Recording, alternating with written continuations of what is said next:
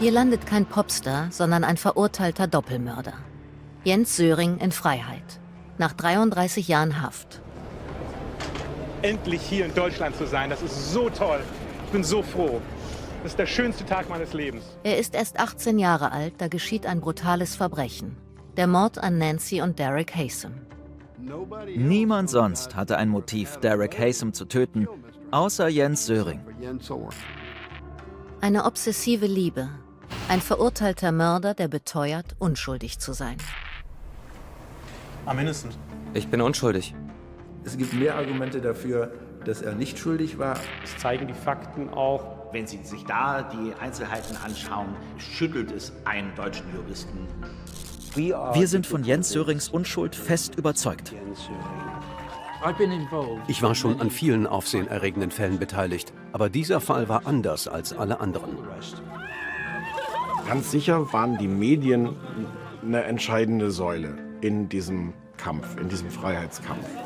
Ein gigantischer Justizskandal oder eine sorgsam orchestrierte Manipulation? Ich hätte das nie geschafft. Ich hätte das nie geschafft ohne diese Menschen, die mich seit Jahren unterstützt haben. Exklusive Interviewpartnerinnen und Partner berichten zum ersten Mal vor der Kamera von einem System Söring. Jens Söring war im Prinzip der Strippenzieher. Heutzutage würde ich sagen, er war der Puppenspieler und wir waren so die Marionetten. Ein System, das Medien und Politik bis in die höchsten Ebenen beeinflusst hat? Achtung, hallo, hey! Was den Freundeskreis anbetrifft, kann man ganz klar sagen, dass Jens Söring seinen Freundeskreis gesteuert hat. Aber er hat nicht die deutsche Bundesregierung gesteuert. Ein Kampf um die Wahrheit, geführt mit harten Bandagen. Ich will versuchen, die andere Seite des Falls zu zeigen. Denn die gibt es. Und ich finde sie viel überzeugender als das, was die meisten Deutschen glauben. Und dieser Kampf ist noch lange nicht vorbei.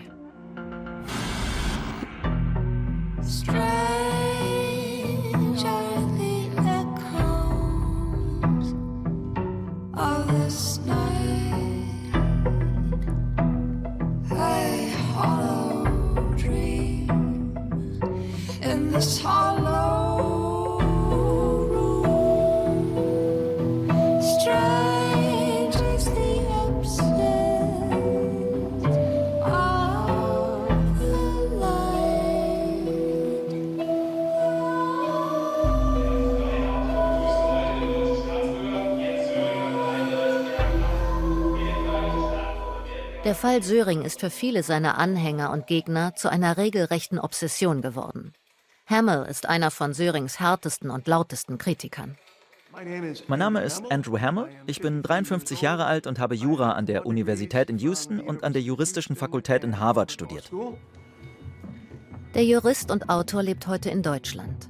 In seiner Heimat, den USA, sind die Haysom-Morde seit der Tat ein Medienspektakel, das über Jahrzehnte viele Menschen weltweit in seinen Bann gezogen hat. Jens Söring ist nicht der typische Doppelmörder und Elizabeth Haysom nicht die klassische Komplizin. Der Fall hat einfach alles, was die Medien brauchen. Blut, Sex und Besessenheit. Das ist einfach das perfekte Paket. Justizirrtümer und ihre Aufklärung sind Hamills Thema. Er kennt das amerikanische Justizsystem und seine Schwächen. Zu Beginn seiner Recherchen hatte auch er sich gefragt, kann es sein, dass Söring ein gigantisches Unrecht widerfahren ist, wie dieser seit Jahrzehnten immerzu behauptet?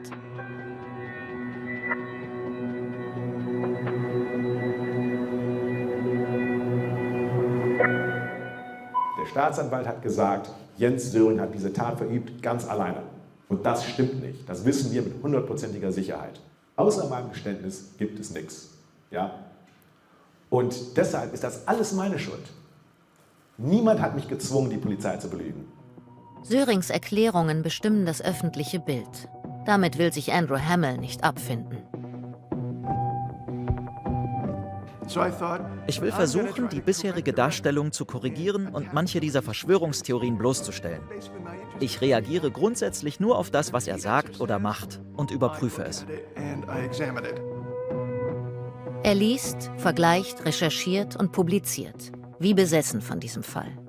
Je mehr er erfährt, desto mehr ist er davon überzeugt, dass Söring die brutalen Morde tatsächlich begangen hat.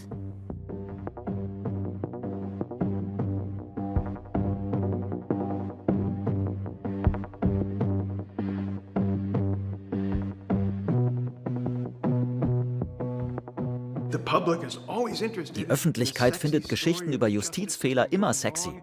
Wenn einer versucht, seinen Namen und seinen Ruf wiederherzustellen und von einer schrecklichen Ungerechtigkeit zu befreien, das ist eine fantastische Geschichte. Aber bleiben wir mal realistisch. Es ist ein Kampf um die Wahrheit und die Deutungshoheit. Über das, was vor fast 40 Jahren seinen Anfang nahm.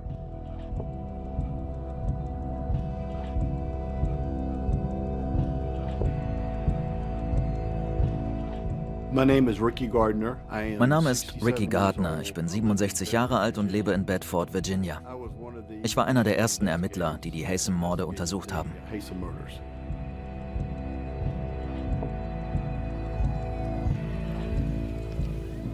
Laut dem Sheriff von Bedford County wurde das Paar bereits vor 2 Tagen ermordet. Aber ihre Leichen wurden erst heute Nachmittag in ihrem Haus an der Holcomb Rock Road entdeckt. 2 Kriminaltechniker aus Lynchburg wurden zum Tatort gerufen, nachdem die Leichen gegen 15:30 Uhr gefunden wurden. Nun werden die Nachbarn befragt, ob sie in der Umgebung etwas Verdächtiges gesehen haben. Im April 1985 zeigt sich dem Polizisten im US-Bundesstaat Virginia ein grausames Bild. Ein Ehepaar brutal ermordet im eigenen Haus. Derek Haysom liegt im Übergang vom Wohnzimmer zum Esszimmer. Seine Frau Nancy in der Küche.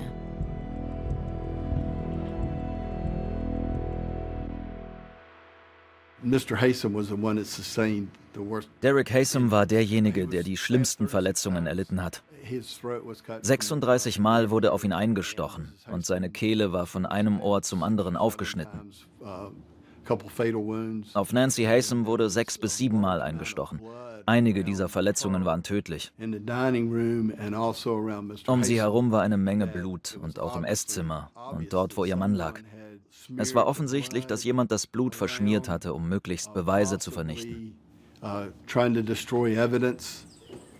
Ermittler haben die Nachbarschaft nach Hinweisen durchsucht und Beweise im Haus der Haysoms gesammelt. Es gibt Spekulationen, dass mehr als eine Person die Morde begangen haben könnte. Es besteht die Hoffnung, dass es durch die akribische Prüfung jedes einzelnen Details bald zu einem Durchbruch kommt.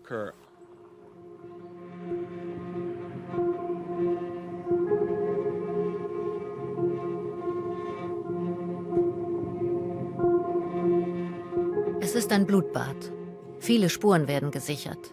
Fingerabdrücke, die eindeutig dem oder den Tätern zugeordnet werden können, lassen sich nicht ausmachen. Auch von der Tatwaffe keine Spur. Die Polizei sichert Fuß- und Schuhabdrücke sowie einen blutigen Sockenabdruck. Ende der 80er wird ein solcher Tatort überhaupt nicht nach heutigen Standards untersucht. DNA-Analysen spielen in der Polizeiarbeit damals keine Rolle. Und dennoch können die Ermittelnden Rückschlüsse ziehen.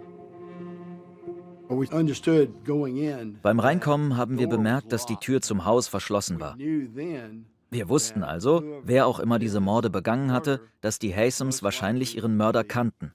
Wir haben in der Nacht auch festgestellt, dass in Mrs. Haysoms Brieftasche noch Bargeld war. Für uns war also früh klar, dass es sich nicht um einen Einbruch oder Raubüberfall handeln konnte.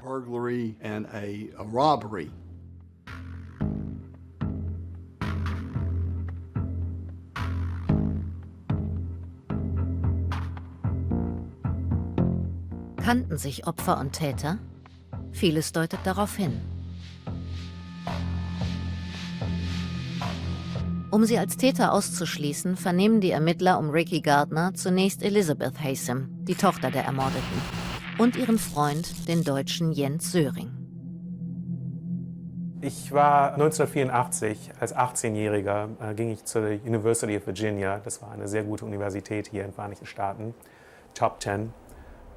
Und dort lernte ich eine junge Kanadierin kennen. Wir wohnten im gleichen Studentenwohnheim. Sie war etwa 2 Jahre älter als ich und wir haben uns ineinander verliebt.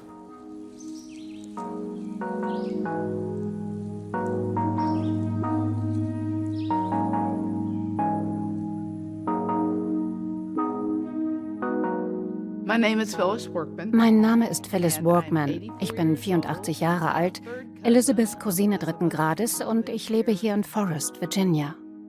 Elizabeth Haysom, damals 20, stammt aus einer wohlhabenden Familie. Kanadische Staatsbürgerin, Internate im Ausland. Die Beziehung zu ihren Eltern schwierig. Sie fühlte sich von ihren Eltern abgelehnt.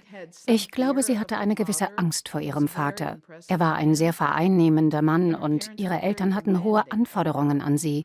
Sie bestimmten ihren Lebensweg und welche Karriere sie verfolgen sollte. Und das gefiel ihr nicht. Sie wollte frei in ihren Entscheidungen sein. Söring ist Sohn eines deutschen Konsulatmitarbeiters und ebenfalls viel herumgekommen. Das Verhältnis zu den Eltern auch schwierig. Hier an der Universität von Virginia treffen sich also zwei Menschen, die einander verstehen. Haysom und Söring scheinen wie füreinander bestimmt.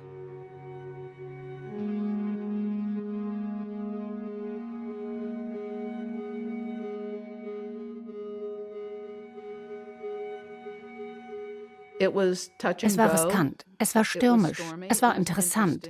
Sie haben viel in ihrer eigenen Fantasie gelebt und beide behaupteten, wahnsinnig ineinander verliebt zu sein. Es war eine Liebe jenseits jeglicher Vernunft. Söring und Haysom schreiben sich viele Briefe. Söring beschreibt sich darin selbst als unsicheren, etwas schwierigen Menschen. Gleichzeitig prahlt er regelrecht mit seiner guten Bildung. Und immer wieder betont er seine Liebe.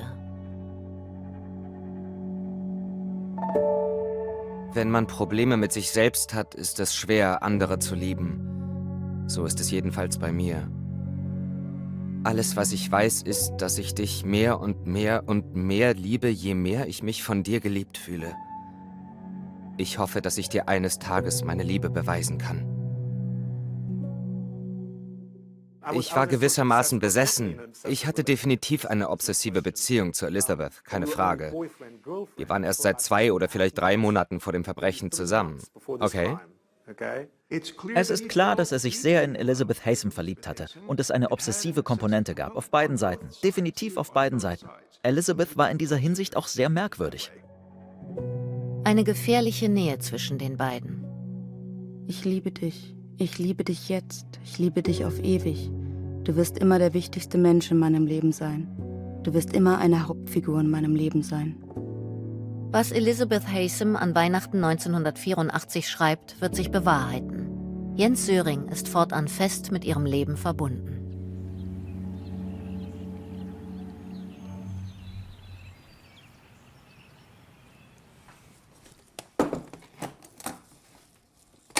Bei den Vernehmungen liefern Haysom und Söring ein gemeinsames Alibi. Sie seien in der Tatnacht in Washington gewesen. Verdächtig allerdings der Kilometerstand ihres Mietwagens. Hier ist die Kopie des Mietwagenvertrags. Von Charlottesville nach Washington und zurück sind es ungefähr 250 Meilen. Der Tacho hat aber etwa 400 Meilen mehr angezeigt, als er sollte. Elizabeth und Jens haben behauptet, sie hätten sich verfahren, als wir sie darauf angesprochen haben. Da gingen alle Alarmglocken los. Und wir sind uns sicher gewesen, hier ist was verdächtig. Fortan gilt das Paar als verdächtig. Die Ermittler bitten Haysom und Söring um Blutproben, Finger- und Fußabdrücke. Sie ist kooperativ, er hingegen zögert. Er hat gesagt, er müsse was für die Uni machen. Er hätte keine Zeit. Also haben wir gesagt, okay, und einen Termin mit ihm ausgemacht. Ich glaube für den kommenden Dienstag. Zu diesem Termin wird es nicht kommen. Söring und Haysom fliehen plötzlich aus den USA.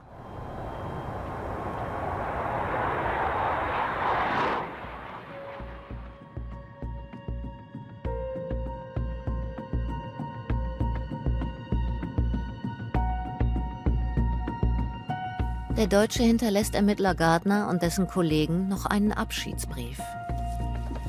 Sehr geehrte Polizeibeamte Reed und Gardner, ich bin mir sicher, dass Sie früher oder später mit einer Ermittlung bezüglich meines Verschwindens zu tun haben werden. Ich versuche, Ihnen etwas Mühe zu ersparen, indem ich Kopien der Briefe beilege, die ich meiner Familie und meinen Freunden hinterlasse. Ich vermute, dass vor allem Sie, Herr Gardner, nun sehr aufgeregt sind. Darum enttäusche ich Sie nur ungern. Das Einzige, was ich dazu sagen kann, ist, dass ich zu so einem Verbrechen nicht in der Lage bin. Mit freundlichen Grüßen, Jens Söring.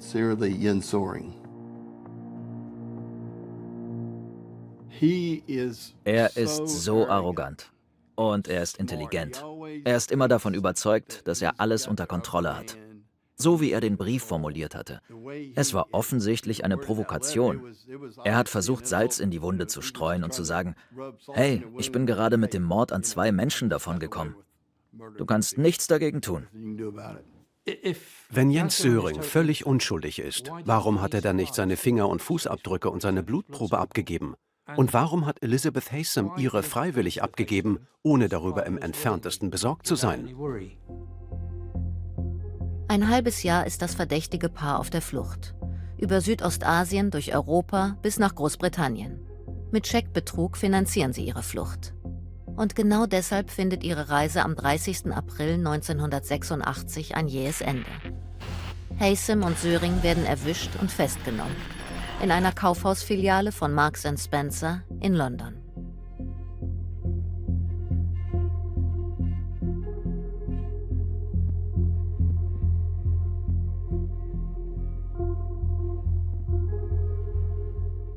Mein Name ist Terry Wright. Ich lebe in London und bin pensionierter Detective Sergeant der Metropolitan Police.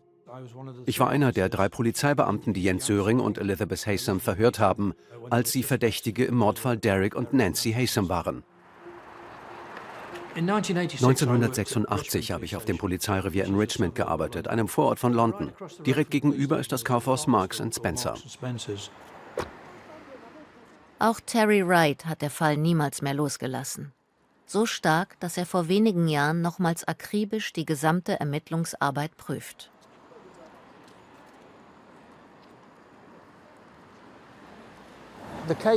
Der Fall von Jens Söring und Elizabeth Haysom. Hier hat für mich alles angefangen. Ich glaube, es waren diese beiden Fenster dort. In diesem Zimmer beginnen die Verhöre. Zunächst vermuten die Beamten, dass sie es nur mit 2 Kleinkriminellen zu tun haben. Sie ahnen noch nicht, dass Söring und Haysom in den USA Verdächtige in einem Mordfall sind. Als ich Elizabeth und Jens zum ersten Mal traf, sahen sie aus wie jedes andere junge Paar. Ich habe keinen Zweifel daran, dass Jens Söring die Führung übernommen hat. Elizabeth war ziemlich still, hat nur ein paar Fragen beantwortet, hat aber das Reden hauptsächlich Jens Söring überlassen. Bei einer kurz darauf folgenden Hausdurchsuchung findet Wright verdächtige Materialien. Gefälschte Pässe, Verkleidungen und ein gemeinsames Tagebuch.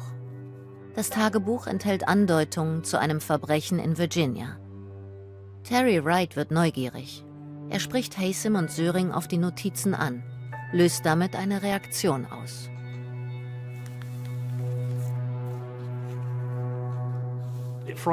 Es hat sie so sehr erschreckt, dass, als sie zurück in ihren Zellen waren, Söring einen Zettel für Elizabeth geschrieben und dem Gefängniswärter gegeben hat. Und der hat mich angerufen und gefragt, willst du ihn sehen? Er schreibt, vernichte alle schriftlichen Hinweise auf Bedford oder mach sie unleserlich. Mach dir nichts aus den Bemerkungen des Polizisten. An diesem Punkt wusste ich, dass er etwas zu verbergen hatte. Nun ist Terry Wright klar, dass das Paar möglicherweise in ein noch viel größeres Verbrechen in den USA verwickelt ist.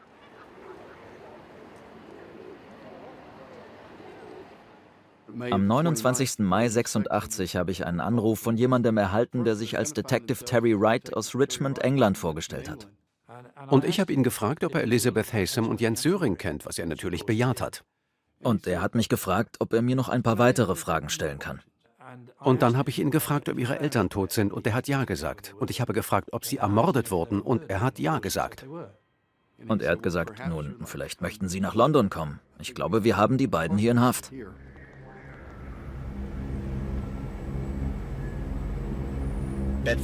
Bedfords Staatsanwalt Jim Updike und Ermittler Ricky Gardner fliegen Anfang der Woche nach London, um die ehemaligen UVA-Studenten bei Scotland Yard zu befragen. Anfang Juni 1986 vernehmen die Ermittler aus den USA und Großbritannien Haysom und Söring in London. Beide werden getrennt voneinander befragt. Söring wird über seine Rechte aufgeklärt. Laut Polizeiakten verzichtet er damals ausdrücklich auf einen Anwalt. Dieser Vorgang wird im Laufe der Jahre noch eine große Rolle spielen.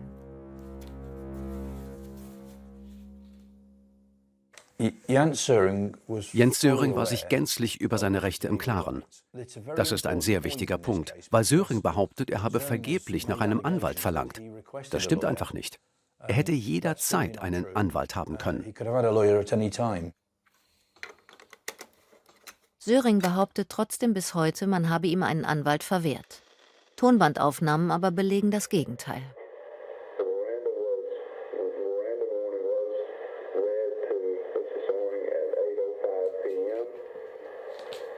Am 5. Juni haben wir auf seinen Wunsch hin um 20:05 Uhr mit einer Befragung begonnen. Er hat gesagt, dass er am Samstagabend zum Tatort gefahren sei und die Haysoms ihn ins Haus gelassen haben. Sie haben ihm einen Drink gegeben. Er habe sich an den Tisch gesetzt und den Rest vom Abendessen bekommen. Die Haysoms haben nichts gegessen, nur Mr. Haysom etwas Eiscreme.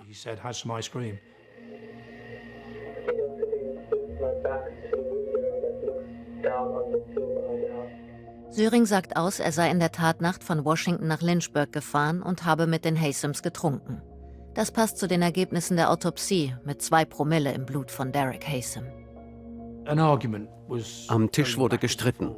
Als es zu dem Punkt kam, an dem der Streit hitzig wurde, war es sehr schwer für ihn, weiter zu erzählen.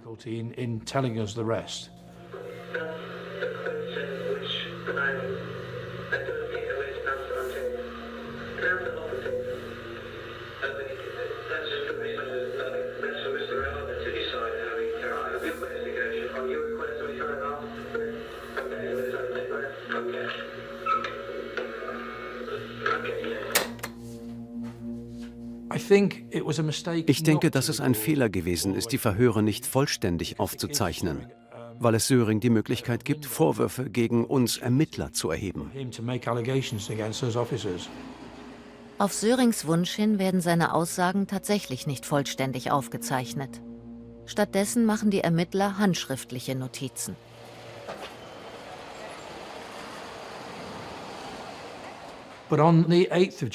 Aber am 8. Juni, einem Sonntag, hat er dann sehr detailliert erzählt, wie er die Haysoms getötet hat. Irgendwann hat er es nachgestellt. Er ist aufgestanden und hat seinen Daumen so gehalten.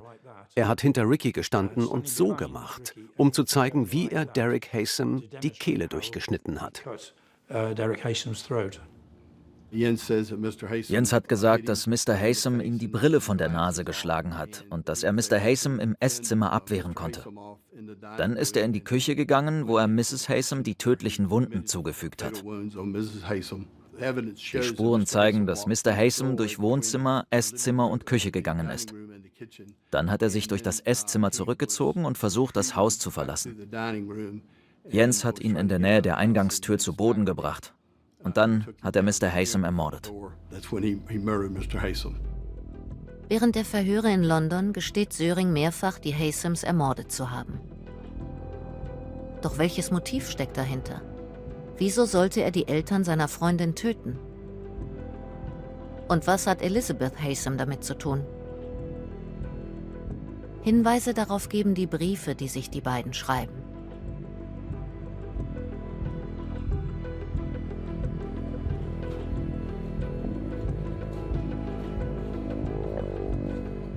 Phyllis Workman bezeichnet sich selbst als Haysoms Vertraute. Sie verwahrt viele von ihren privaten Unterlagen in ihrem Haus. Haysom selbst gibt keine Interviews. Phyllis Workman hat die Erlaubnis, für sie zu sprechen. Elizabeth Haysom bringt viel zu Papier, auch literarische Texte. Und immer wieder schreibt sie Briefe an ihren Freund Jens Söring. Ich habe meinen Eltern gesagt, dass ich dich heiraten werde. Meine Eltern drehen durch. Wir können entweder warten, bis wir unseren Abschluss haben und sie dann hinter uns lassen, oder wir können sie bald loswerden. Warum legen sich meine Eltern nicht einfach hin und sterben? Ich verabscheue sie so sehr.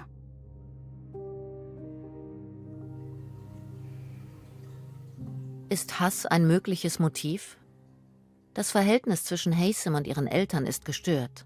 Zudem hat Haysom psychische Probleme, wie ein Gutachten später attestieren wird. Und offenbar halten ihre Eltern Söring nicht für gut genug. Er ist zu Elizabeths Eltern gegangen, um sie zur Rede zu stellen. Denn sie hatten gesagt, dass sie mit ihm Schluss machen sollte. Er war nicht derjenige, den sie heiraten sollte. Sie wollten nicht, dass sie mit ihm ihr Leben teilt. Hat es sich so abgespielt? Die Briefe werden vor Gericht eine wichtige Rolle spielen. Denn Söring geht auf die Mordfantasien ein. Er hat sogar konkrete Ideen. Zu deinem Brief. Die Tatsache, dass es in der Gegend viele Einbrüche gegeben hat, eröffnet die Möglichkeit für einen weiteren. Ich glaube, ich verwandle mich mehr und mehr in eine Art Jesus-Figur. Ich habe die Seite in mir, die vernichten will, noch nicht in Gänze erforscht. Bis jetzt habe ich noch nie getötet. Steckt in diesen Zeilen wirklich ein Motiv? Für Söring selbst ist die Lesart klar. Das erklärt er aufmerksamkeitswirksam in einem seiner vielen Videos. Diese Briefe zeigen, dass wir beide irgendetwas mit der Tat zu tun hatten. Irgendwie. Aber sie zeigen nicht, wer von uns beiden, Elizabeth und mir, 3 Monate später zum Täter wurde. Kann man daraus nicht erkennen. Was ist also das Motiv für das Verbrechen? Jens Söring sagt oft, er habe keins gehabt. Man muss vor Gericht auch kein Motiv nachweisen. Man muss nicht beweisen, warum jemand etwas getan hat, man muss nur beweisen, dass er es getan hat. In Deutschland ist die Rechtslage genau dieselbe. Man muss nicht beweisen, warum jemand ein Verbrechen begangen hat.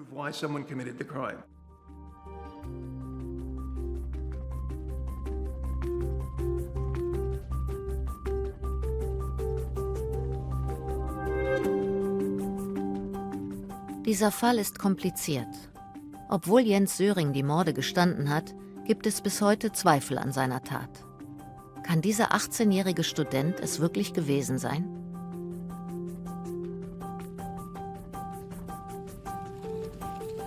Nicht nur Söring, auch seine Freundin Elizabeth Haysom gesteht in London die Mitwirkung an der Tat. Nach ihrer Auslieferung an die USA wird ihr 1987 in Virginia der Prozess gemacht. Dort belastet sie sich selbst schwer. Ich wollte, dass meine Eltern aus meinem Leben verschwinden. Ich hatte diese unreife, lächerliche Fantasie, dass sie tot seien. Nicht ermordet, nicht in Wirklichkeit, nicht in der Realität. Es war in meinem Kopf und Jens hat es wahrgemacht.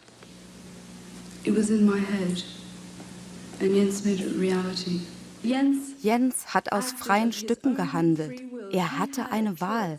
Er hatte eine 4-stündige Fahrt vor sich. Egal, was ich ihm vorher gesagt habe, egal, was ich ihm in den Monaten davor geschrieben habe, er hatte die Wahl, ob er meine Eltern tötet oder nicht. Sie versuchen, Ihre Beteiligung herunterzuspielen, oder? Nein, Sir, das tue ich nicht. Ich denke, meine Schuld ist in mancher Hinsicht schlimmer als die von Jens. Haysom wird verurteilt. Anstiftung zum Mord an ihren Eltern. Das Strafmaß? 2 x 45 Jahre Gefängnis. Und auch Söring belastet sie durch ihre Aussagen schwer.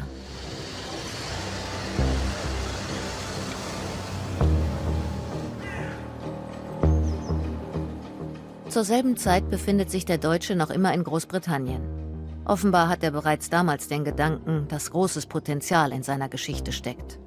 Er möchte, wie er auch heute noch zugibt, seine Aufzeichnungen zurück und wendet sich an Terry Wright. Ich werde das jetzt sinngemäß wiedergeben, aber was er gesagt hat ist, es ist eine so gute Geschichte. Ich denke, ich sollte hier in kommerziellen Dimensionen denken, denn es wird Millionen von Menschen geben, die sich für diese Geschichte interessieren werden. Dann kann ich auch Geld damit machen. Das wird sich bewahrheiten. Söring wird Jahre später mit seiner Geschichte Geld verdienen. 1987 kämpft er vor allem gegen die Auslieferung an die USA. Dort droht ihm die Todesstrafe. Meine Intention war auf jeden Fall, dass er nach Deutschland kommt. Wir wussten ja auch, und ich wusste auch, was auf dem Spiel steht. König ist damals Staatsanwalt in Bonn. Die Bundesrepublik schickt ihn nach London, um Söring zu vernehmen, damit eine Auslieferung nach Deutschland möglich ist. Wieder gesteht Söring.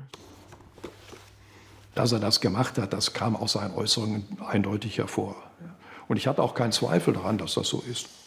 Das Geständnis ist detailreich und vollständig protokolliert. Ein Anwalt anwesend. Söring wird später behaupten, er habe bewusst falsch ausgesagt, weil ihm von seinem Rechtsbeistand dazu geraten wurde. Das sei notwendig gewesen für eine Anklage in Deutschland. Sollte er nach Deutschland kommen, er war zur Tatzeit etwas über 18 Jahre alt, bestanden gute Aussichten für ihn, dass er nach Jugendstrafrecht bestraft wird. Und da stand auf Mord 10 Jahre maximal. Und da sieht man die Diskrepanz. Erstmals wird der Fall so zum Politikum. Er geht bis vor den Europäischen Gerichtshof für Menschenrechte.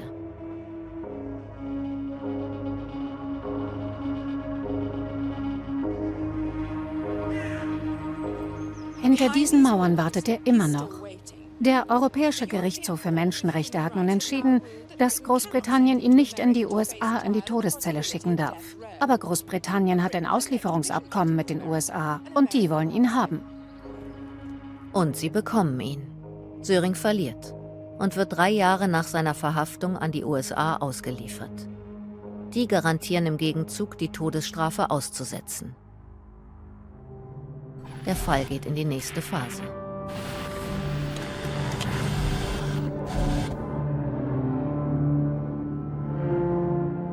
Ich habe den unwahrscheinlich großen Fehler gemacht, die tatsächliche Mörderin, meine Freundin, vor der Todesstrafe zu schützen. Er hat sich selbst reingeritten, als er dieses Verbrechen mehrfach gestanden hat. Ich habe ein Geständnis abgelegt, okay? Das viele Fehler enthielt, die der wahre Mörder nicht gemacht hätte. Da ist ein großes Unrecht passiert und jetzt will ich irgendwie auch gerne helfen. Das war so der Ansporn. Jens Söring zündet Nebelkerzen und bombardiert einen mit Informationen. Ich dachte, vielleicht ist er wirklich unschuldig und ich habe mich geirrt. Ich würde seine Medienstrategie aus dem Gefängnis heraus als absolut genial bezeichnen, als ein Meisterwerk. A masterpiece.